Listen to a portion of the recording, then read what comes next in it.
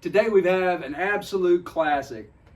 We've got a non-decomp 044 Stihl chainsaw. These were made in the early 90s, and last year I bought a box of 044 from eBay. So this morning I started with something that looked like this, with a bunch of parts in the box and some new stuff. And let me walk you through how we got here. So here's one of the 044s that came in that box of saw. You know, this one's in just a little bit better condition. It doesn't have the coking on the inside.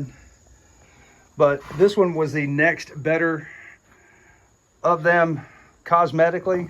You know, I mean, yeah, there's a little bit of paint missing here, but I mean, there's not, this didn't get a ton of use. So I just split the case, and I could see that I had some coking down in there, but it's pretty rough. I've already tried to clean a little bit of this and that. It's going to clean up.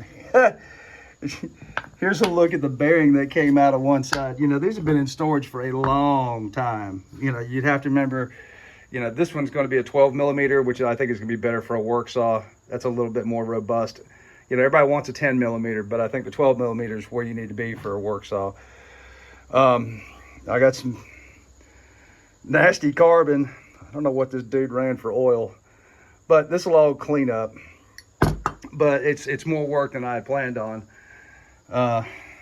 Mercy.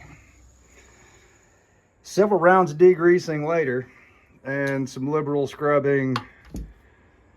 You know, I just can't get all this coking out. It's as clean as I can get it. Some of this stuff's just going to have to wear off. I'd love to see that a little bit more spotless. Crank turned out fantastic. A little bit of brass wheel, and she looks like a shiny new penny. I got the jug here. Machine work's done, but no port work yet. This is not a slant fin, but this is a non-decomp D chamber. That's why they call it a D chamber. The later models had a hemispherical, so a larger combustion chamber. So you'll have great compression with these, even stock. I want to say they were like 175 or 180 back in the day. Well, I'm about ready to put this thing back together. I've got new fuel line and impulse line for the tank. It's as clean as I can get it. Muffler's been port matched. Flywheel's there, starter's rebuilt. Got a nice looking brake handle. Port work's done. Not a whole lot to the intake on these, just kind of squared off. A little bit of work in the lowers, a little bit of work in the uppers, and a fair amount of work in the exhaust.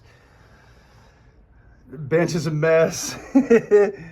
There's a new fancy fuel line, meteor piston, caber rings, new impulse line, new fuel filter, proper circlips, and bags of fasteners. Because if you remember, this is a part saw. These are a pain to put back together because, you know, you might be missing a few knickknacks here and there. It really does pay to have a whole bench full of stuff to pick from.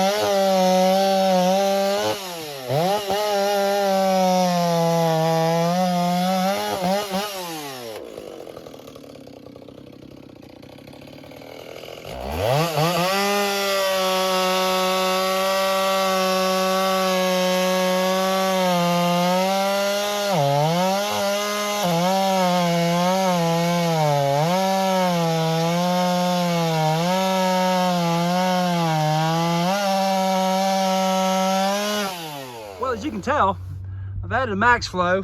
That was one of the initial requests for this build. I still need to get a decal for that Stihl badge, but dogs are actually drew first blood from me yesterday while I was moving around. You gotta be careful with these things. They're laser cut. Those bastards are sharp.